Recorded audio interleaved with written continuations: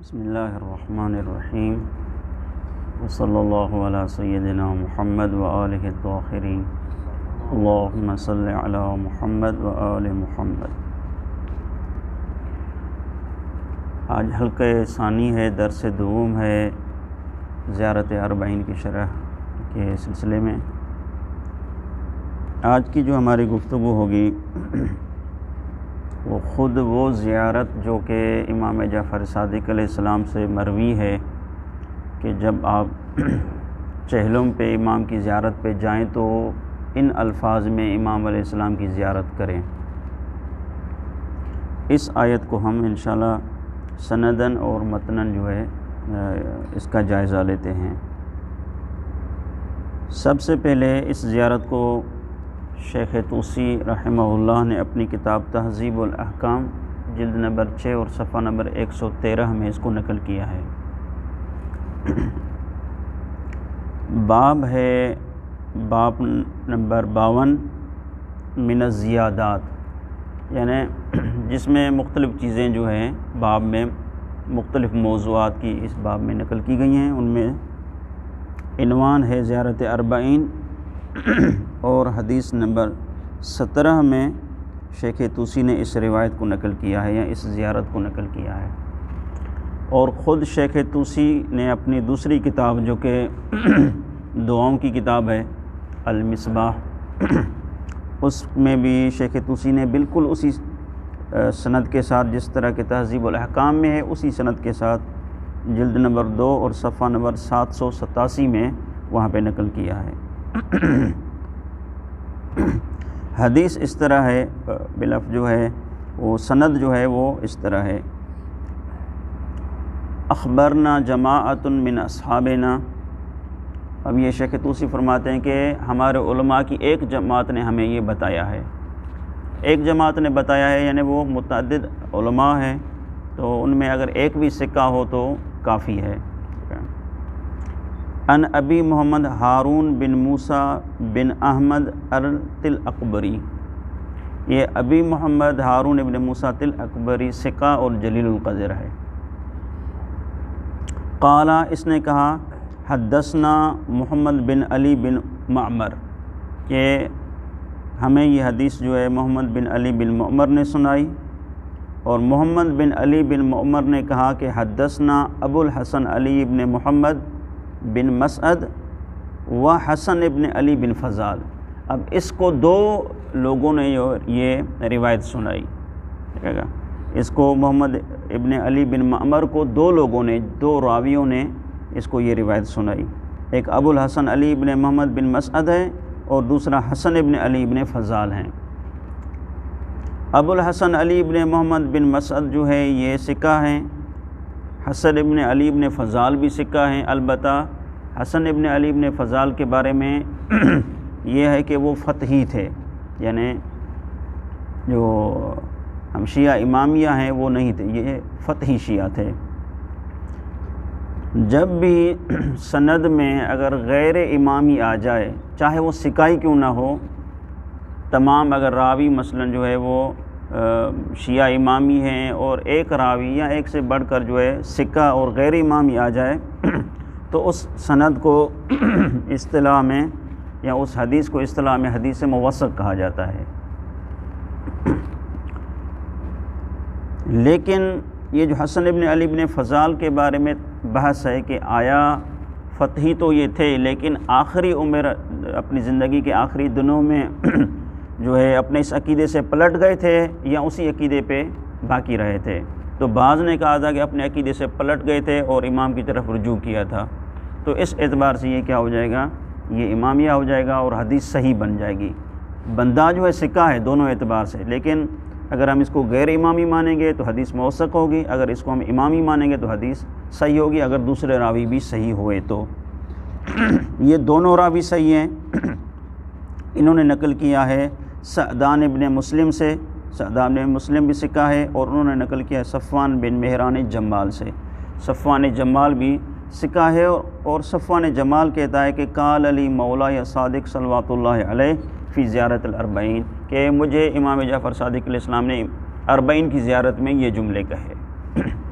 تو اس سند کو اگر ہم دیکھیں تو سند کے تمام راوی ثقہ اور جلیل القدر ہیں، سوائے ایک راوی کے جو کہ محمد بن علی بن معمر ہے، جس نے 2 راویوں سے نقل کیا تھا۔ اس کی جو ہے توصیف اور تضعیف نہیں ملتی، یہ مجہول ہے، یعنی اس کی کوئی خاص توصیف اور تضعیف نہیں ہے۔ تو اس اعتبار سے یہ حدیث جو ہے وہ حدیث ضعیف بن جائے گی، کیونکہ اگر حدیث میں ایک ایسا راوی آ جائے جس کے بارے میں آپ کو پتہ نہ ہو کہ یہ راوی کون ہے، یا جو ہے اس کو ضعیف ٹھہرایا جائے تو وہ سند جو ہے وہ سند ضعیف بن جاتی ہے۔ البتہ یہاں پر ایک طریقہ ہے، اور اس تحقیق کی بنا پر یہ حدیث جو ہے وہ صحیح و سند ہو سکتی ہے۔ وہ یہ ہے کہ محمد ابن علی بن معمر نے اجازہ دیا ہے کس کو؟ تل اکبری کو، جو اوپر اس کے بعد ہے تل اکبری، ٹھیک ہے نا، اس نے اجازہ دیا ہے کس کو؟ تل اکبری کو۔ تو یہاں پر بحث ہے رجال میں کہ مشائخ اجازہ جو ہے وہ ثقہ ہوتے ہیں یا مشائخ اجازہ ثقہ نہیں ہوتی۔ تل اکبری تو بھائی وہ تو واضح بندہ ہے کہ وہ ثقہ ہے، جلیل القدر ہے۔ اب کیا جس نے اس کو توثیق دی، جس نے اس کو اجازہ دیا، اب اجازہ اس نے دیا، یعنی یہ محمد بن علی بن معمر استاد ہو گئے اس کے تل اکبری کے، ٹھیک ہے۔ اب تل اکبری تو ثقہ ہے، لیکن تل اکبری کا جو استاد ہے، جو جس نے اس کو جو ہے اجازہ دیا، اجازہ اجتہاد وغیرہ یا اجازہ احادیث وغیرہ دیا، تو اس اجازت دینے سے اس کا استاد ثقہ ہو جائے گا یا نہیں ہو جائے گا؟ واضح ہے کہ تو یہ بحث ہے، اس کو کیا کہتے ہیں؟ مشائخ اجازہ کی بحث ہے۔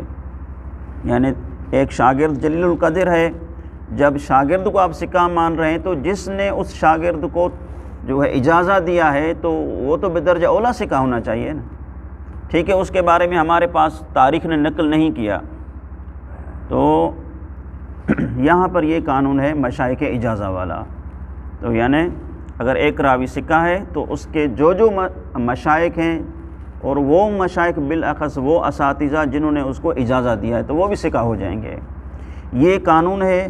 اس قانون کو شہید ثانی نے جو ہے مانا ہے، اور شہید ثانی کی عبارت ہے اس قانون کے اعتبار سے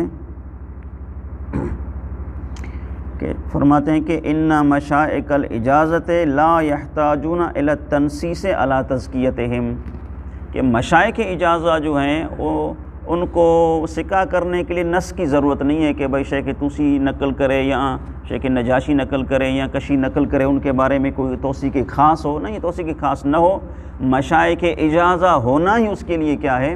توثیق کافی ہے۔ تو شہید ثانی یا جو شہید ثانی کے نظریے کو مانتے ہیں، ان کے نظریے کی بنا پر یہ حدیث صحیح و سند ہو جائے گی۔ چونکہ ایک راوی کے بارے میں مسئلہ تھا، وہ راوی مشائخ اجازہ کی وجہ سے ثقہ ہو جائے گا، تو تمام کی تمام روایت ثقہ ہو جائے گی، تمام کی تمام روایت صحیح ہو جائے گی۔ پھر فتحی کے اعتبار سے اگر دیکھیں تو روایت موثق ہے، پھر بھی قابل عمل ہے۔ اگر اس کو امامی مانے تو پھر تو روایت صحیح ہے، بالکل جو ہے اعلیٰ درجے پہ روایت ہے۔ لیکن موجودہ جو معاصر علماء ہیں، ان میں سے اکثریت جو ہے مشائخ اجازہ والی بات کو نہیں مانتی۔ ان میں سے سید خوئی قدس سرہ کی عبارت ہے، سید خوئی فرماتے ہیں کہ ان مشائخ الاجازہ لیس توثیقاً، کہ مشائخ اجازہ ہونا یہ توثیق نہیں ہے۔ پھر سید خوئی مثال لے کے آئے ہیں کہ بھائی یہ دیکھو، یہ جو ہے ان کے استاد ہیں، انہوں نے ان کو اجازہ دیا ہے، مشائخ اجازہ ہیں، پھر بھی نجاشی اور کشی نے ان کا نام لے کے ان کو ضعیف کیا ہے کہ یہ بندے ضعیف ہیں۔ ادھر سے لکھا بھی ہے کہ یہ مشائخ اجازہ ہیں۔ کہتے ہیں اگر مشائخ اجازہ والا قانون ہوتا تو وہ تو جو بزرگوار ہیں جنہوں نے علم رجال میں جو ایکسپرٹ تھے، تو وہ تو اس قانون کو مانتے، کم از کم وہ تو کہتے کہ بھئی یہ مشائخ اجازہ کی وجہ سے ثقہ ہے۔ تو ان دلیلوں کی وجہ سے سید خوئی فرماتے ہیں کہ مشائخ اجازہ کا قانون صحیح نہیں ہے۔ تو بہرحال سید خوئی کی تحقیق کے مطابق یہ روایت جو ہے وہ ضعیف ہو جائے گی۔ باقی جو ہے شہید ثانی اور جو شہید ثانی مشائخ اجازہ کے نظریے کو جو بھی مانتے ہیں، ان کی بنا پر یہ روایت صحیح ہو جائے گی۔ ٹھیک ہے، اگر سید خوئی کے اعتبار سے یہ روایت ضعیف بھی ہو جائے، لیکن پھر بھی ہمارے پاس جو کل ہم نے 2 طریقے ذکر کیے، بھائی اگر ہم جو ہے قاعدے تسامح فی عدلت تسنن کو مانتے ہیں تو پھر بھی معتبر ہے، حدیث استحباب ثابت ہو جائے گا۔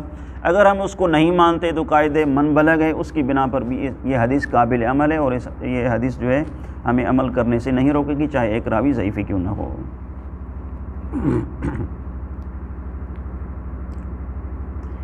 اب آتے ہیں اصل جو متن ہے، جو اصل زیارت ہے، اس زیارت کے بارے میں۔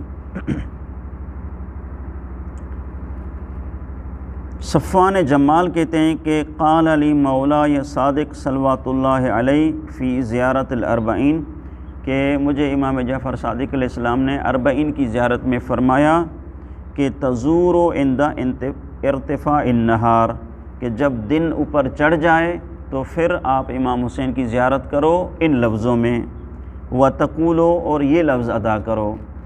اب یہاں سے زیارت شروع ہوتی ہے۔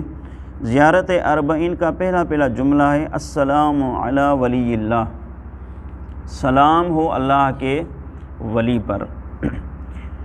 جو بھی آئمہ کی زیارات وارد ہوئی ہیں، تمام زیارات پیغمبر اکرم صلی اللہ علیہ وآلہ وسلم سے لے کر امام زمانہ علیہ السلام تک، یا غیر آئمہ کی جو ہے زیادہ اہم نہیں ہے۔ اگر ہم کہیں آئمہ کے بارے میں جو روایت وارد ہوئی ہیں تو ان میں پہلا لفظ سلام ہے، یعنی زیارت کا آغاز جو ہے سلام سے کیا گیا ہے۔ مثلا آپ اذن دخول پڑھیں، آپ جب جو ہے اس مقام پہ پہنچیں تو زیارت شروع کریں تو زیارت کا پہلا لفظ کیا ہے؟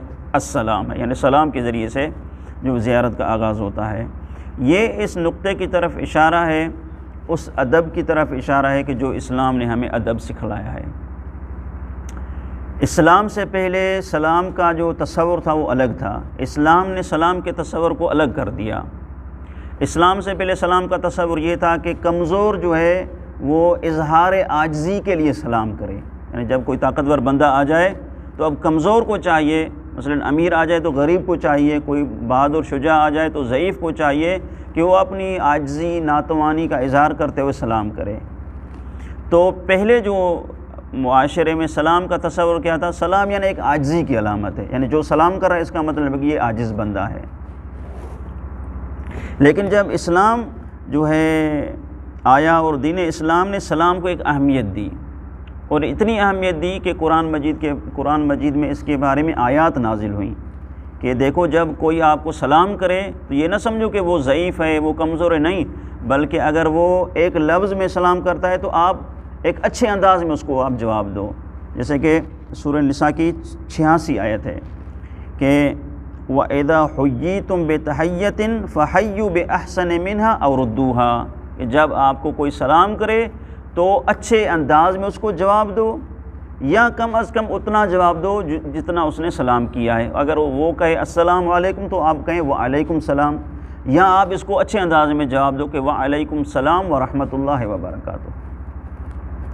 اسی طرح اور سلام کی اہمیت جو ہے اس سے بھی بڑھتی ہے، جو کہ ابھی آیت میں پڑھ رہا تھا، سورۃ النساء کی آیت نمبر 94 میں آیا ہے کہ اے مسلمانوں، اگر کوئی آپ کو سلام کرے تو سلام کرنے سے آپ یہ نہ کہو کہ بھائی تم منافق ہو، تم مسلمان نہیں ہو، تم اظہار اسلام کے لیے سلام کر رہے ہو، خود کو مسلمان دکھلوانے کے لیے سلام کر رہے ہو، نہیں، آگے آپ کو تحقیق کرنے کی ضرورت نہیں ہے۔ جب وہ سلام کرے تو بس اس کے اسلام کے لیے سلام ہی کافی ہے۔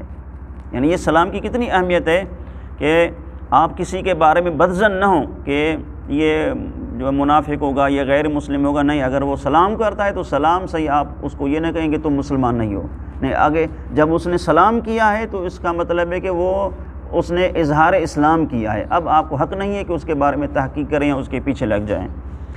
آیت مجیدہ فرماتی کہ یا ایھا الذین آمنوا اذا ضربتم فی سبیل اللہ، کہ جب تم اللہ کی راہ میں لڑو تو فتبینوا، تو تحقیق کرو کہ مثلا کون اپنا ہے، کون پرا ہے، کون جو ہے وہ دشمن ہے، کون دشمن نہیں ہے۔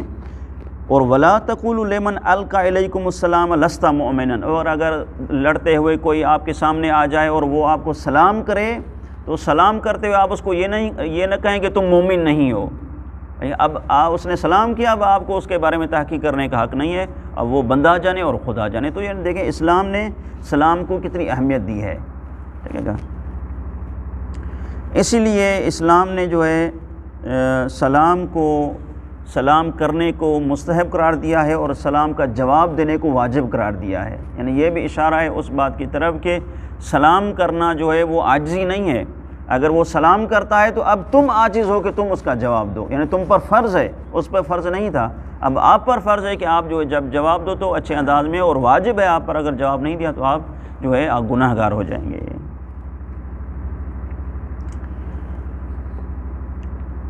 سلام کے بارے میں دو معنی ذکر کی ہیں لفظ سلام کی۔ ایک سلام کی معنی ہے السلام بمعنی تسلیم، یعنی خود کو کسی کے حوالے کرنا، سلام مادہ سلام میں یہ معنی بھی ہے۔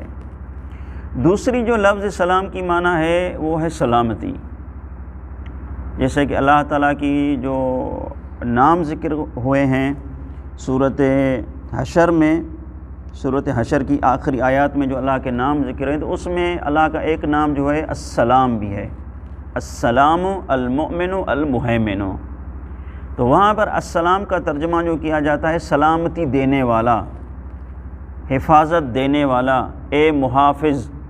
تو السلام کی معنی کیا ہے؟ سلامتی، ٹھیک ہے، یہ معنی ہے۔ اور جب عام مومن جو ہے کسی مومن کو یا مسلمان کسی مسلمان کو سلام کرتا ہے تو وہاں پہ کیا معنی ہوتا ہے؟ یہی سلامتی معنی ہوتی ہے۔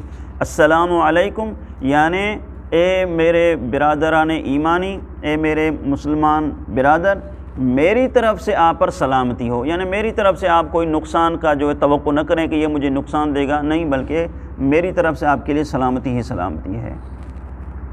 اب یہ معنی تو واضح ہے کہ سلام کی معنی جو ہے تسلیم ہے یا سلامتی ہے، لیکن سلامتی کا معنی زیادہ جو ہے وہ مناسب ہے۔ جب ہم کسی بزرگ ہستی کو، جب ہم کسی امام کو سلام کریں تو کس معنی میں سلام کریں؟ جب ہم امام کو کہتے ہیں کہ السلام علی ولی اللہ، اے اللہ کے ولی آپ پر سلام ہو، تو یہاں پہ دو معنی ہو سکتے ہیں، یا تسلیم کا معنی ہو سکتا ہے یا جو ہے سلامتی کا معنی ہو سکتا ہے اس بیان میں، کہ ہم گویا کہ امام کو یہ کہنا چاہتے ہیں کہ اے مولا، میں نے خود کو آپ کے اوامر اور آپ کے نواہی کے حوالے کر دیا ہے، یعنی آپ کے حوالے کر دیا، یعنی کہ جب اب امام تو موجود نہیں ہے لیکن جو ہے میں یہ کہنا چاہتا ہوں السلام، یعنی اس کا مطلب ہے کہ مولا آپ کی اطاعت جو ہے میں اس طرح انجام دوں گا کہ گویا کہ میں نے آپ کو آپ کے حوالے کر دیا ہے، آپ کے اوامر اور آپ کے نواہی کے سامنے اب میرا حکم نہیں چلے گا، آپ کا حکم چلے گا۔ اس کا مطلب ہے کہ میں نے آپ کو آپ کے حوالے کر دیا، تو یہ تسلیم کا معنی ہو جائے گا۔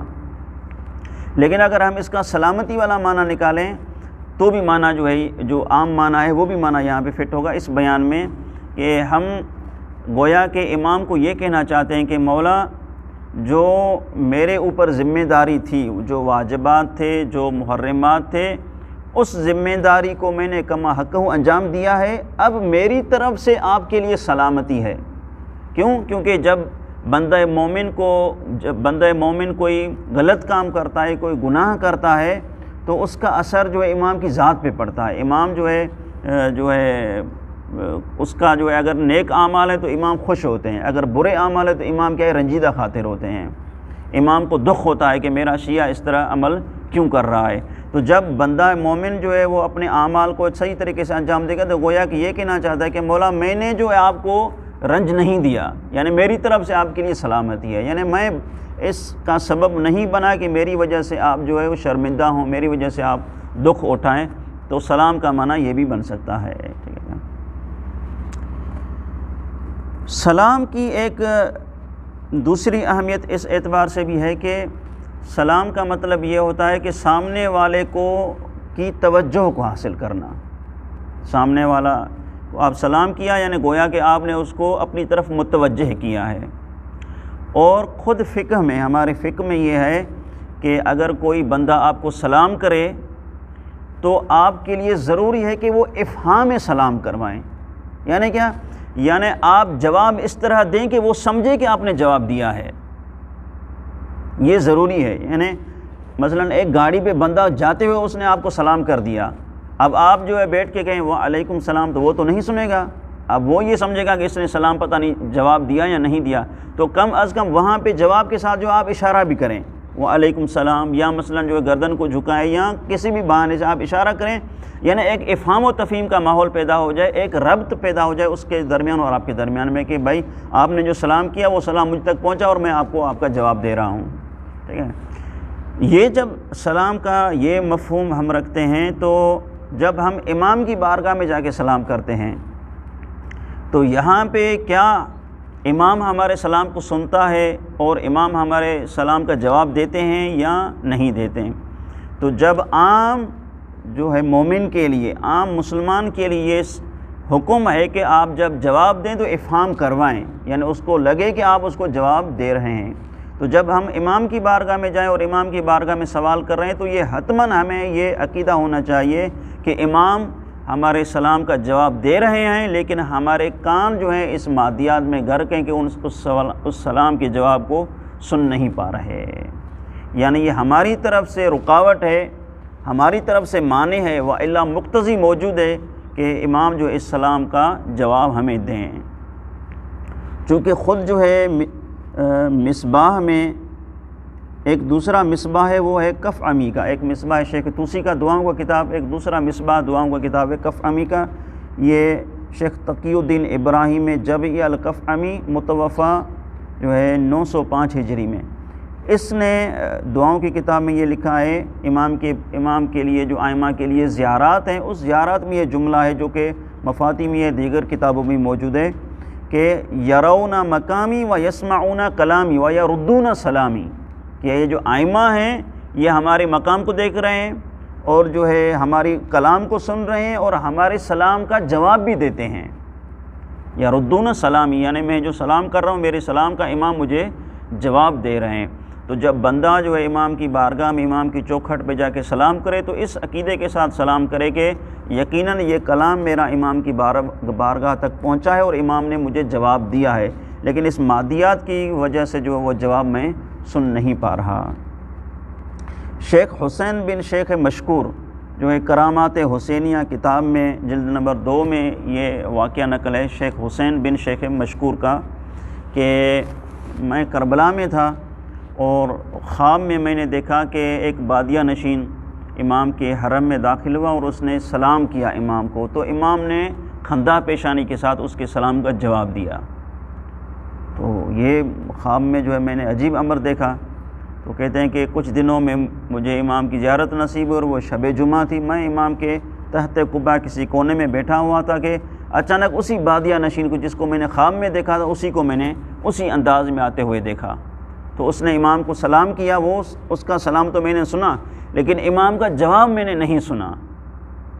پھر وہ جب بادیہ نشین سلام کر کے جا رہا تھا تو میں اس کے پیچھے لگ گیا اور باہر اس کو پکڑا اور اپنا سارا خواب اس کو سنایا کہ میں نے آپ کی بنسبت اس طرح خواب دیکھا ہے۔ تو آپ جب میں نے آپ کو اپنا خواب بتا دیا ہے تو آپ مجھے یہ بتائیں کہ کس طرح امام آپ کو آپ کے سلام کا جواب دیتے ہیں، یا میں نے جو خواب دیکھا یہ خواب صحیح ہے یا صحیح نہیں ہے۔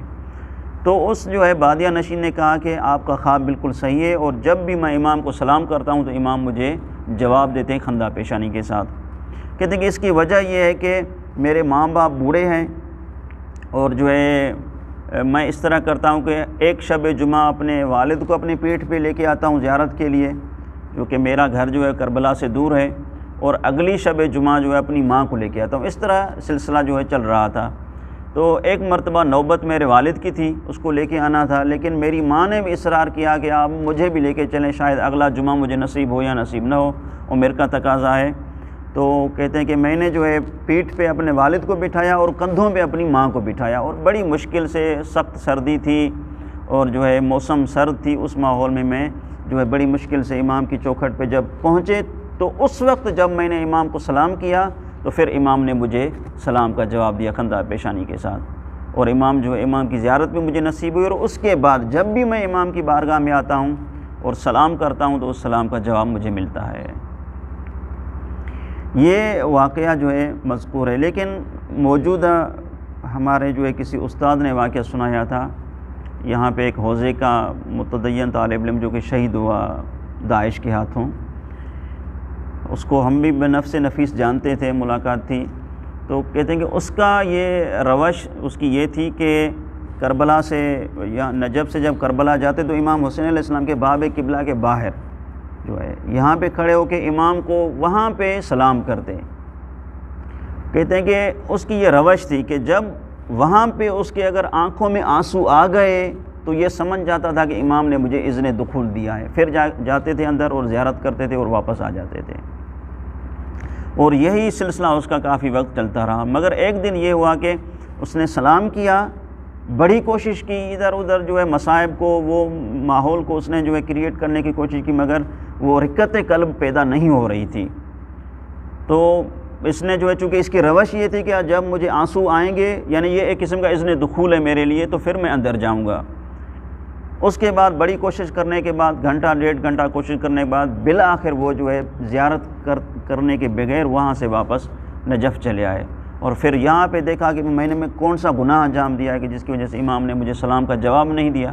یعنی یہ ایک قسم کا معنوی جواب ہے, یعنی رقت قلب پیدا ہو جائے, دل جو ہے وہ مطمئن ہو جائے, آنکھوں میں آنسو ٹپک آئیں. تو کہتے ہیں کہ میں نے جب اپنا جو ہے احوال دیکھا تو پھر میں نے دیکھا کہ میں نے نماز بھی پوری پڑھی ہے, درس بھی جو تھے, مباحثے بھی تھے, وہ بھی پورے ٹائم پہ کیے ہیں, لیکن ایک بندے مومن کو میں نے جو ہے غلط جو ہے جملہ میں نے اس کی بنسبت منسوب کر دیا تھا, اس کی ایک قسم کی توہین کی تھی میں نے. تو پھر میں نے جا کے اس بزرگ سے جو ہے عام بندہ تھا, میں نے اس سے معافی طلب کی, اور معافی طلب کرنے کے بعد جو اس نے کہا کہ بھائی یہ تو کوئی بات نہیں تھی, معمولی بات تھی, میں نے دل پہ تو اس کو نہیں لیا. تو میں نے کہا کہ آپ نے نہیں لیا لیکن امام حسین علیہ السلام نے اس بات کو دل پہ ضرور لیا ہے. پھر کہتے ہیں کہ اگلی جب شب جمعہ میں گیا اور میری لبوں سے اب لفظ نہیں نکلے تھے کہ پہلے ہی آنسو جو ہے وہ جاری ہو گئے. تو یہ ہے کہ انسان اپنے اعمال کو خالص کرے اور انسان جو ہے اندر کو صاف کرے, تو واقعاً جو ہے جب امام کی بارگاہ میں پہنچے تو اس عمل کو ہمارے لیے یہ ایک قسم کا جو ہے ہوم ورک ہے.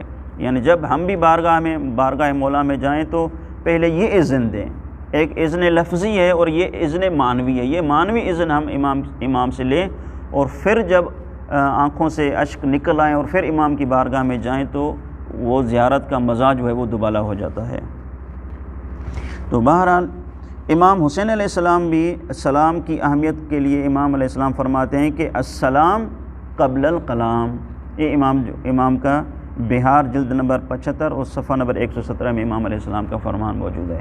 آگے امام فرماتے ہیں کہ نہیں, اتنی اہمیت نہیں ہے, بلکہ لا تأذنوا لأحد حتى يسلم, کہ کسی کو اندر آنے کی اجازت اس وقت تک نہ دو جب تک وہ سلام نہ کرے. یعنی جب سلام کرے تو اس کے بعد اس کو اندر آنے کی اجازت دو. یعنی ایک قسم کا ہمیں جو ہے اہمیت بتائی گئی ہے کہ سلام کی کتنی اہمیت ہے.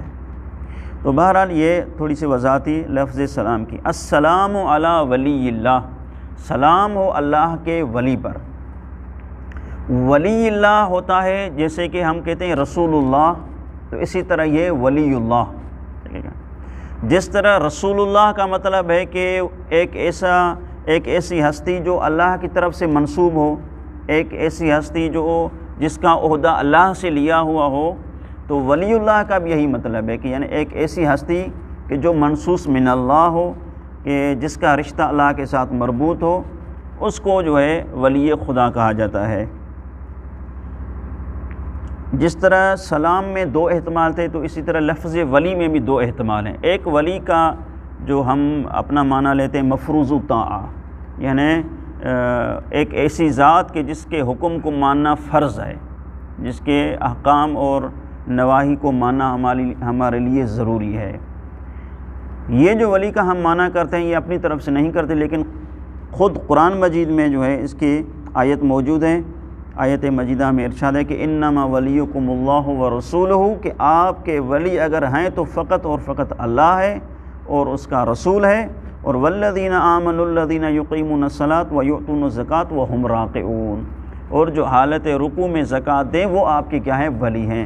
تو جس طرح ولی کی معنی اللہ کے لیے ہے, یعنی اللہ مفروض و طاعہ ہے, اللہ کا حکم ہمارے لیے فرض ہے, اللہ کے رسول کا حکم ہمارے لیے فرض ہے ماننا ہے. اور اسی طرح جو ہے جو حالت رکوع میں زکوٰۃ دیں ان کا حکم بھی ہمارے لیے ماننا فرض ہے. اور یہ اس کا مصداق جو امام علی علیہ السلام ہے, جب امام علی علیہ السلام مفروض و طاعہ ہو گئے, اب امام جس کو امام بنائے تو وہ بھی ہمارے لیے کیا ہے, ولی ہے, اور وہ بھی منصوص من اللہ ہے, وہ بھی کیا ہے, مفروض طاعہ ہے.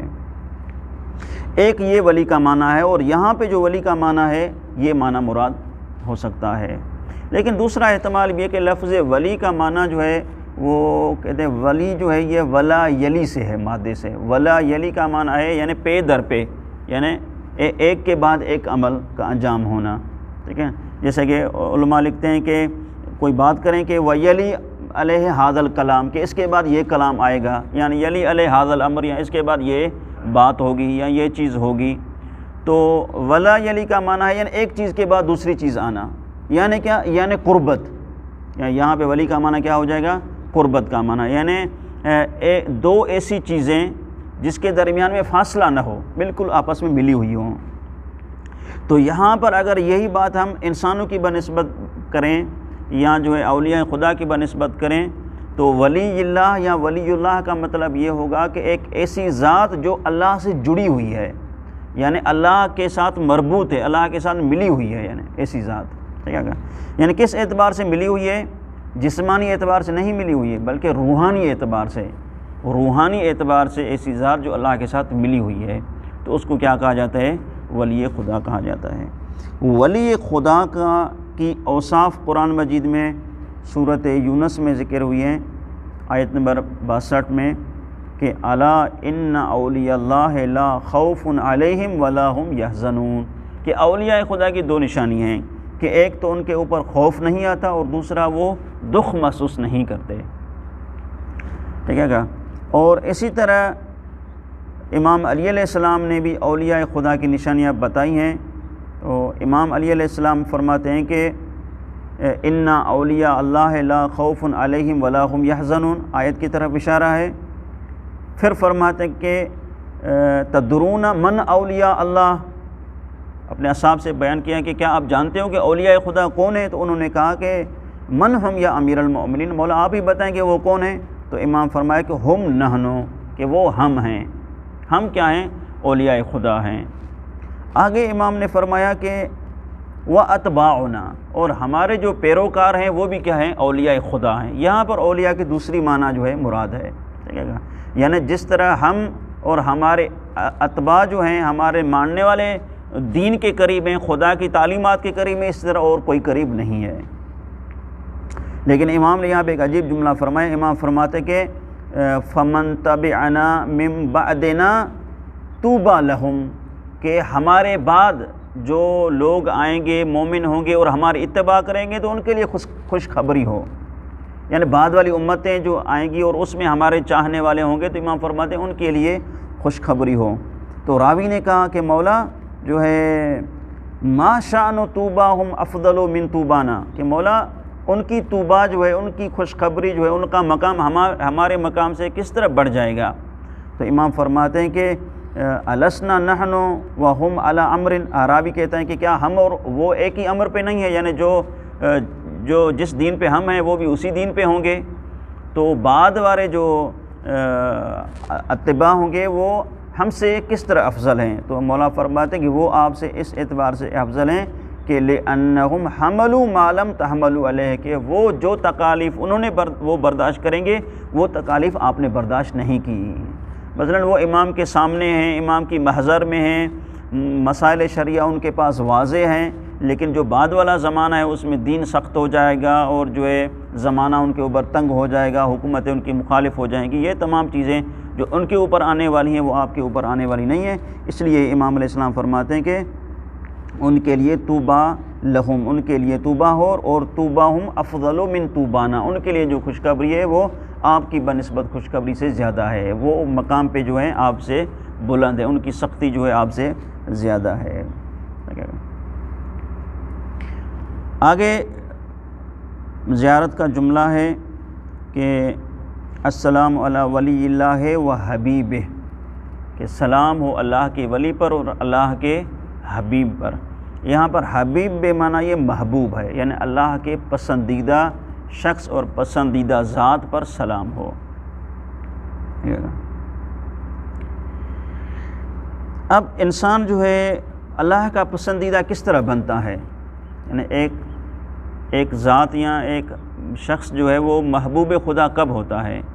کہتے ہیں کہ محبوب خدا تب ہوتا ہے جب وہ اللہ کے اوامر کو اشد طریقے سے انجام دے، اللہ کی تعلیمات اور اللہ کے بتائے ہوئے دین کو مضبوطی سے تھامے، تو پھر وہ محبوب خدا ہوتا ہے۔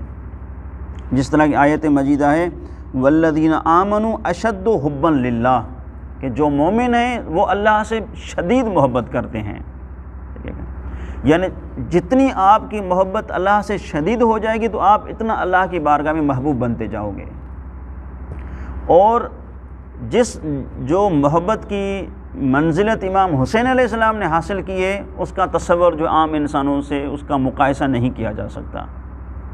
محبت کا تقاضا یہ ہے کہ امام سجاد علیہ السلام جو امام حسین علیہ السلام کے بیٹے ہیں، امام علیہ السلام دعائے ابو حمزہ سمالی میں امام کا عجیب جملہ امام فرماتے ہیں کہ اے خدا، دیکھیں محبت کتنی ہے، وَلَئِنْ أَدْخَلْتَنِيَ النَّارَ، کہ اے خدا اگر آپ نے مجھے نار میں داخل کیا تو لا اخبرن اہل النار بحبی لک، تو میں اہل نار کو بھی یہ بتاؤں گا کہ میں آپ سے محبت کرتا ہوں۔ یعنی ایک فرض ہے، یعنی کہ خدایا میری محبت آپ کی بنسبت اتنی شدید ہے کہ اگر آپ نے مجھے وہاں پہ بھی ڈال دیا تو وہاں پہ میں شکوہ نہیں کروں گا، وہاں پہ بھی میں اپنی محبت کا اظہار کروں گا، خدایا میں تو آپ سے محبت کرتا ہوں۔ یعنی یہ محبت کا کتنی جو ہے مقام اور منزلت ہے۔ اور اسی طرح دعائے کمیل میں امام حسین علیہ السلام کے والد امام علی علیہ السلام کا جملہ ہے کہ الہی صبرت علی عذابک فکیف اصبر علی فراقک، اگر جو ہے جہنم میں ہوں تو جہنم میں بھی جو ہے مولا فرماتے ہیں کہ وہاں پر میں آپ کے عذاب پر تو صبر کر لوں، لیکن آپ کی جدائی میں کس طرح صبر کروں۔ یعنی یہ ایک مقام اور منزلت کی طرف اشارہ ہو رہا ہے کہ جو ہے عام انسان جو ہے عام شخص جو ہے پرہیزگار متقی ہو، اس کو اگر تھوڑی سی تکلیف آ جائے گی، مصیبت آ جائے گی تو خدا کا طرف رشتہ اس کا جو کٹ جاتا ہے۔ لیکن یہ محبت کا وہ مقام اور منزلت ہے کہ اگر ہم کسی بھی سختی میں ہوں، جو بھی ہوں، پھر بھی مولا فرماتے ہیں کہ سختی کی پرواہ نہیں ہے، لیکن یہ پرواہ ہوگی کہ ہم آپ کی جدائی کس طرح برداشت کریں، آپ کا جو ہے ربط معنوی ہے، آپ کے ساتھ جو محبت ہے وہ محبت کس طرح۔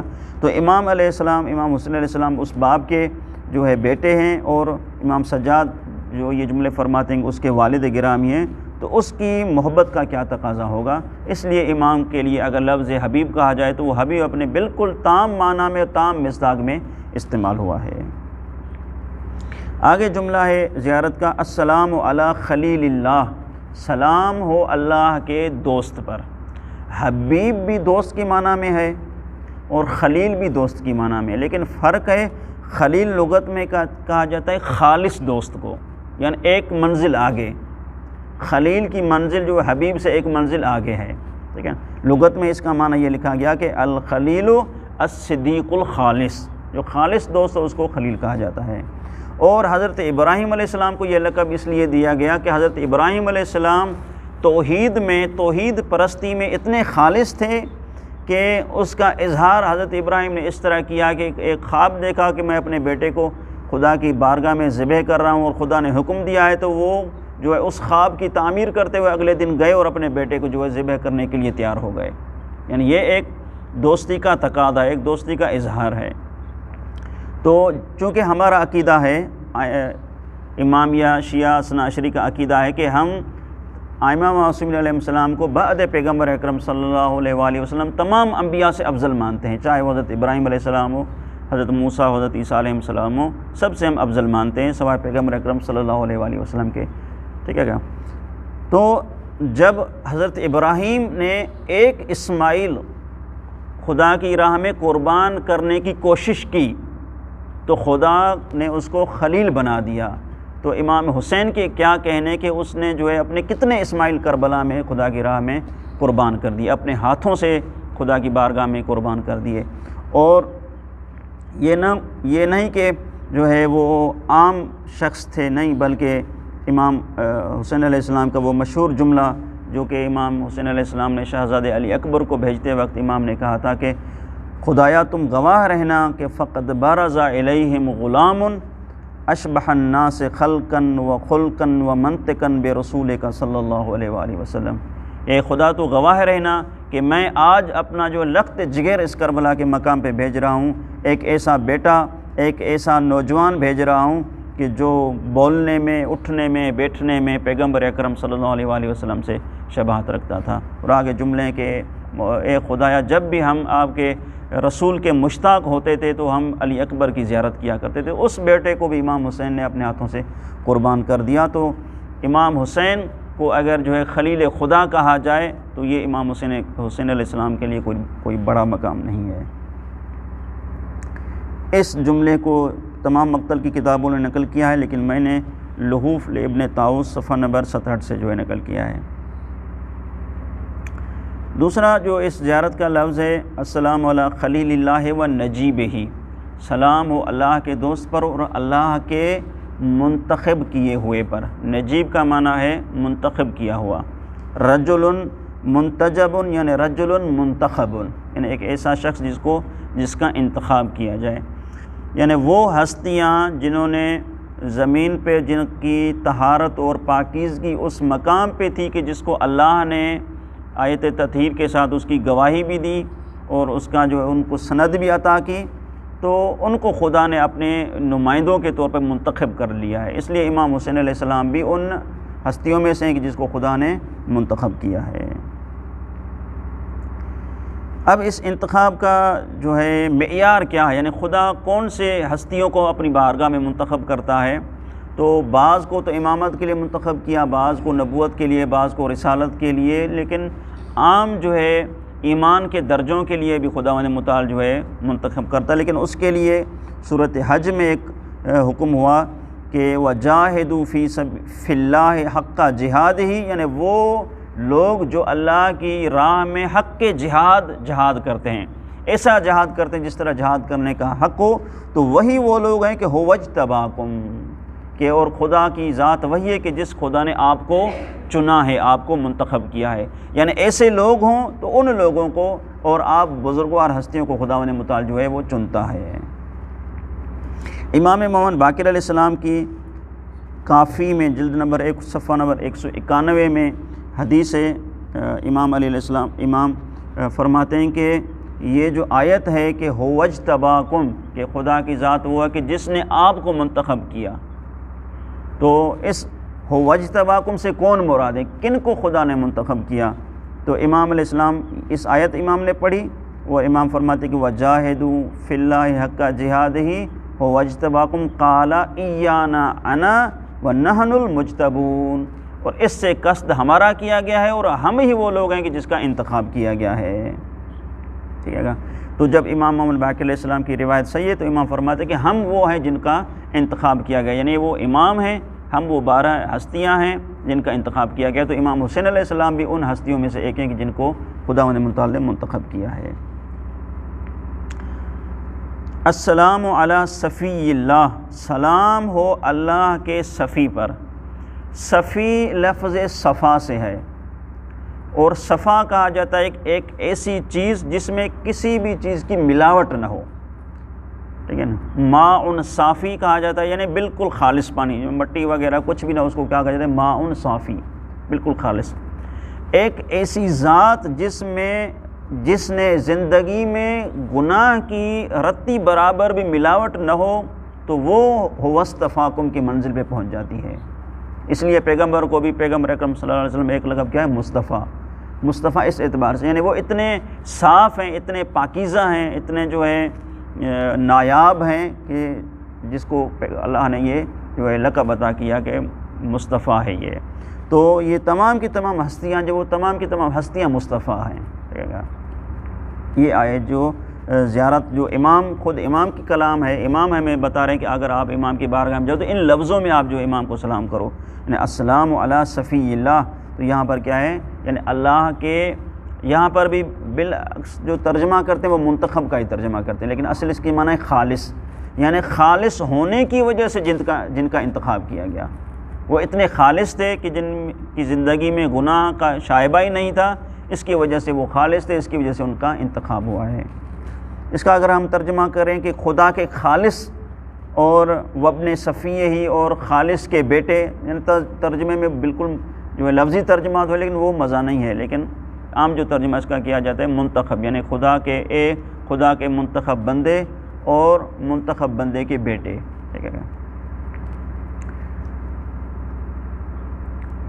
تفسیر قمی میں سورۃ نمل کی آیت نمبر 59 کی تفسیر میں وہ آیت نمبر 59 یہ ہے کہ قل الحمدللہ، اے حبیب آپ کہہ دیں کہ تمام تعریفیں اللہ کے لیے ہیں، والسلام علی عبادہ، اور سلام اور سلامتی ہو اللہ کے بندوں پر، الذین اصطفیٰ جن کو خدا نے چنا ہے، جن کو خدا نے خالص کر دیا ہے، ان پہ سلامت ہو۔ امام تفسیر قمی میں فرماتے جلد نمبر 2 صفحہ نمبر 129 امام فرماتے کہ ہم آل محمد، یہ جو منتخب ہیں، یہ جو مصطفیٰ ہیں، یہ ہم آل محمد ہیں۔ تو امام حسین علیہ السلام بھی ان مصادیق میں سے ایک ہیں کہ جو مصطفیٰ ہیں۔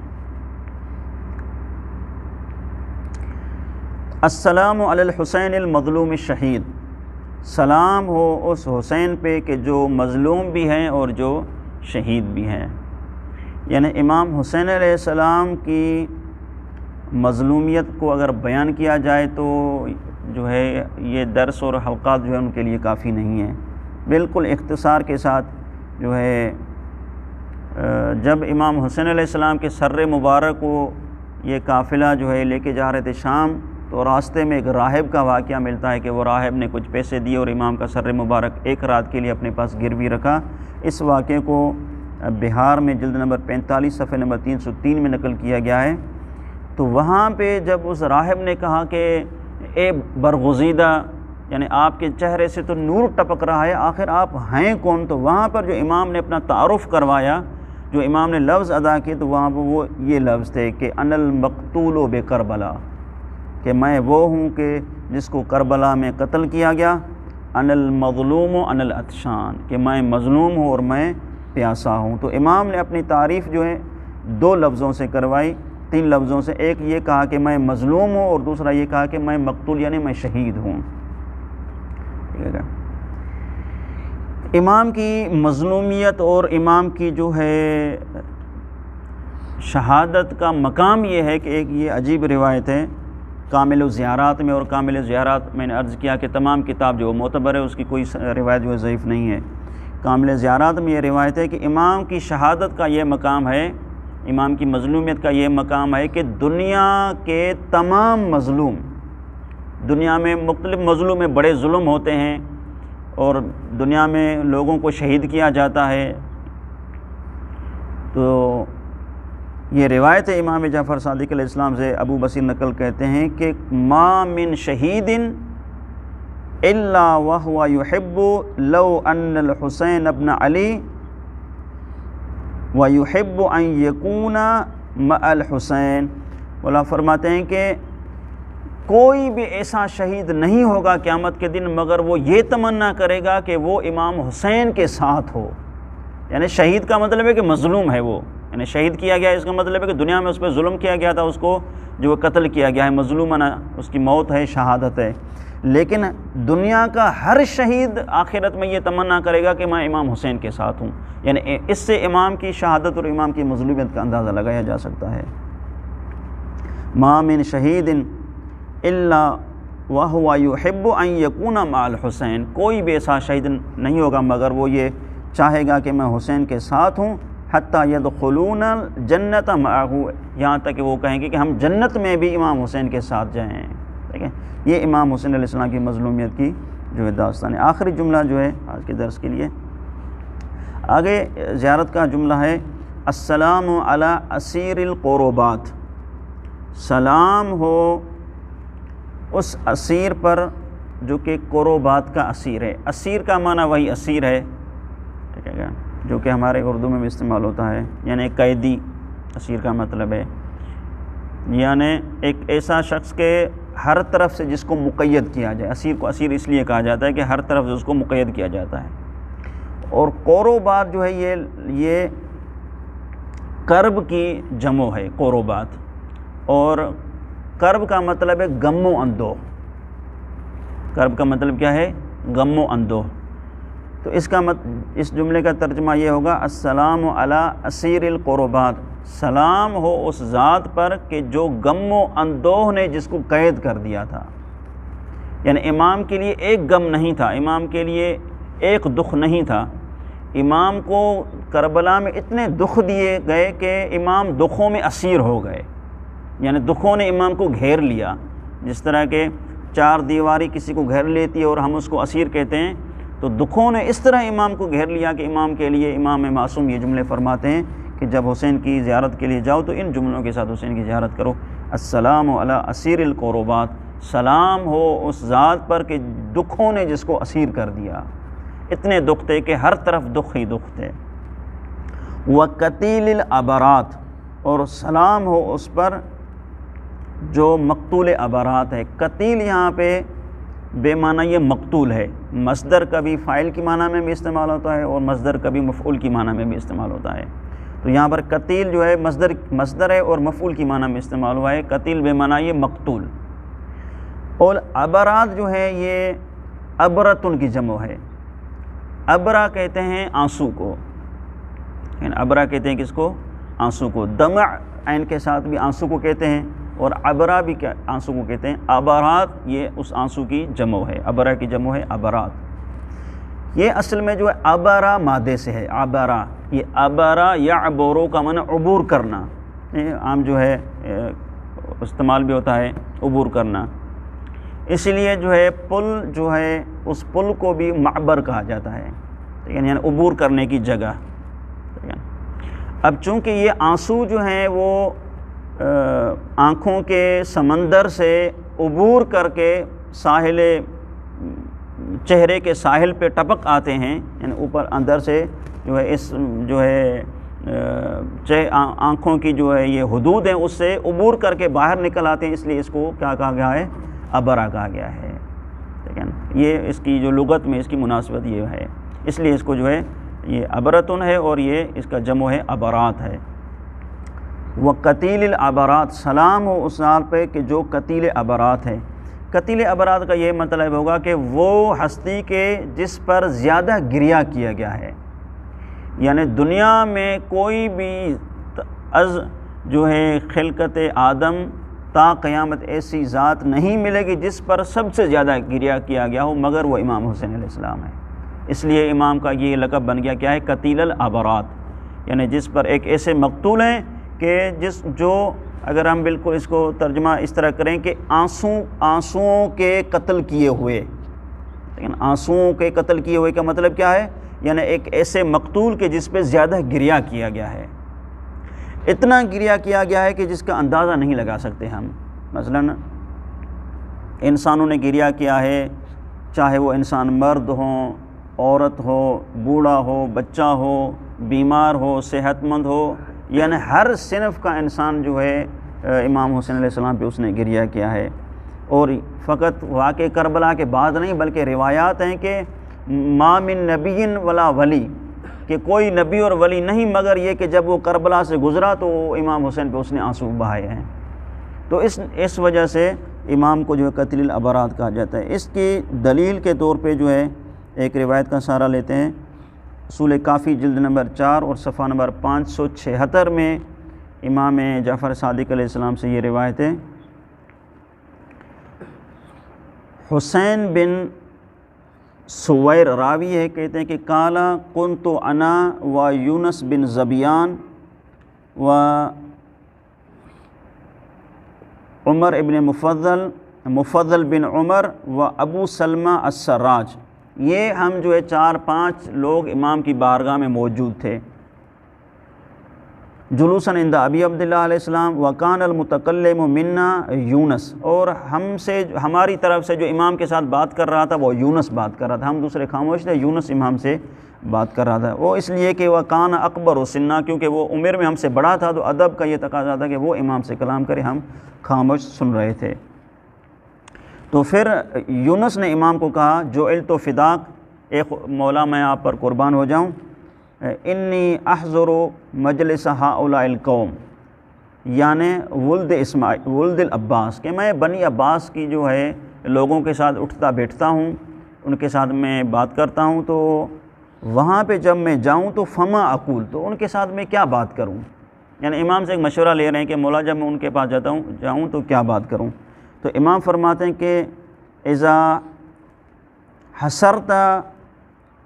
حضرت فذکرتنا، جب بھی آپ کو موقع ملے اور وہاں پہ جاؤ تو ہمارا تذکرہ کیا کرو، لیکن ہم اہل بیت کا وہاں پہ تذکرہ کیا کرو۔